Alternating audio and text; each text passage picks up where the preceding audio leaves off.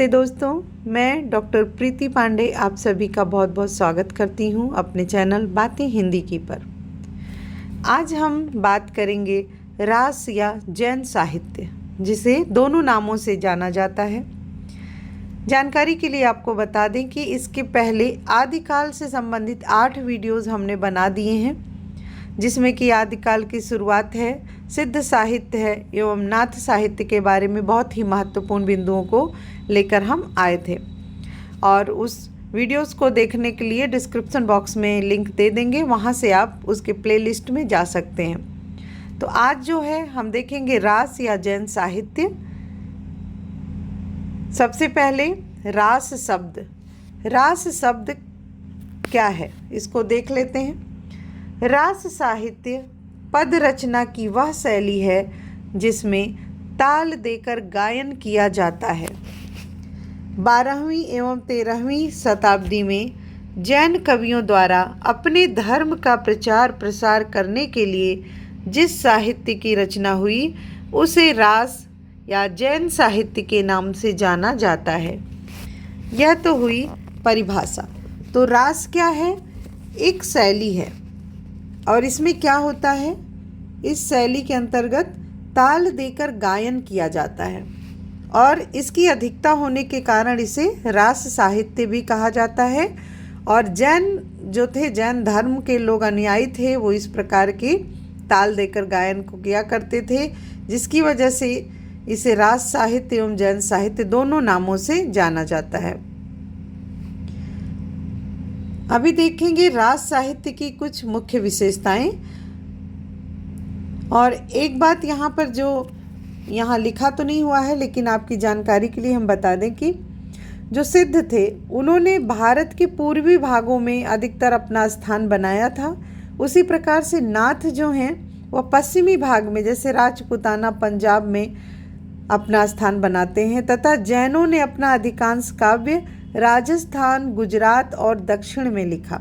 तो यहाँ तीनों को हम तुलना करके देख लेंगे कि सिद्धों ने पूर्वी भाग को और नाथों ने पश्चिमी भाग में, तथा जैन जो थे उन्होंने दक्षिणी क्षेत्र को ज़्यादा चुना था अपने काव्य के लिए।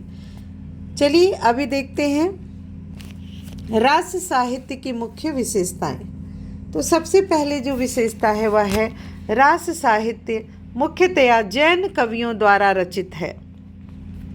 दूसरी, यह साहित्य उपदेश प्रधान है। इनके साहित्य में अधिकतर उपदेश दिए गए हैं। तीसरी है, जैन साहित्य में हिंदू धर्म कथाओं को जैन धर्म के अनुरूप बनाकर प्रस्तुत किया गया है। यहाँ पर चौथा जो है वह है रास साहित्य का मुख्य स्रोत जैन पुराण को माना जाता है।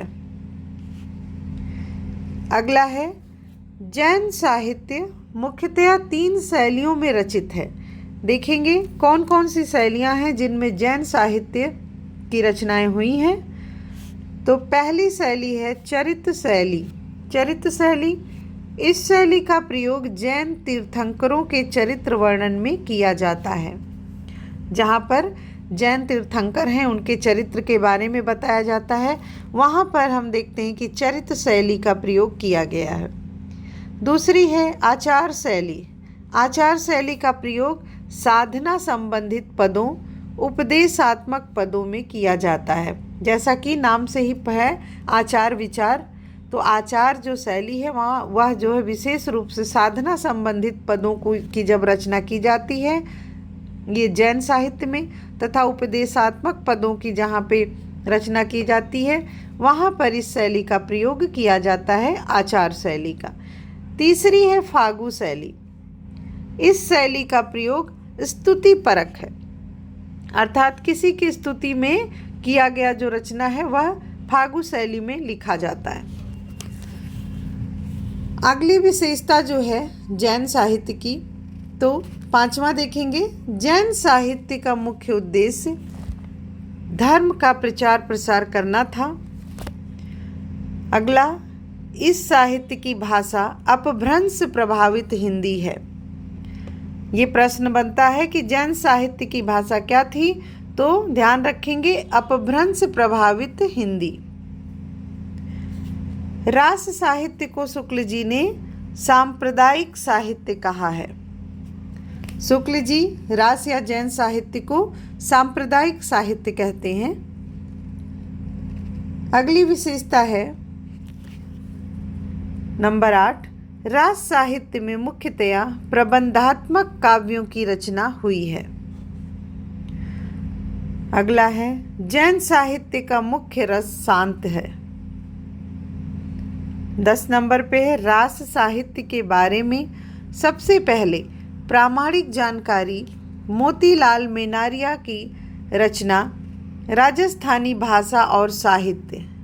यह जो रचना है सबसे पहले तो ये इम्पोर्टेंट है कि ध्यान रखेंगे कि किसकी रचना है। मोतीलाल मेनारिया की है, राजस्थानी भाषा और साहित्य। और इसमें क्या मिलता है, सबसे पहले प्रामाणिक जानकारी मिलती है जैनों की या रास साहित्य की। आगे हम रास साहित्य के संदर्भ में कुछ विशेष तथ्यों को देखेंगे। पहला, संस्कृत में रास परंपरा का प्रथम ग्रंथ, ध्यान रखेंगे संस्कृत में रास परंपरा का प्रथम ग्रंथ है रिपुदारण रास, तथा अपभ्रंश में रास परंपरा का प्रथम ग्रंथ है उपदेश रसायन रास। तो दोनों को हमें ध्यान में रखना है कि अगर संस्कृत में पूछता है तो रिपुदारण रास है, यदि अपभ्रंश में पूछता है तो उपदेश रसायन रास ही प्रथम ग्रंथ है रास परंपरा का। अगला, अपभ्रंश में रास परंपरा का द्वितीय ग्रंथ संदेश रासक है। प्रथम तो था उपदेश रसायन रास एवं द्वितीय है आपका संदेश रासक, जो कि अपभ्रंश में रचित है। अगला पॉइंट जो है हिंदी में रास परंपरा का प्रथम ग्रंथ, तो हिंदी में अभी तक हमने संस्कृत और अपभ्रंश देखा, हिंदी में रास परंपरा का प्रथम ग्रंथ है भारतेश्वर बाहुबली रास।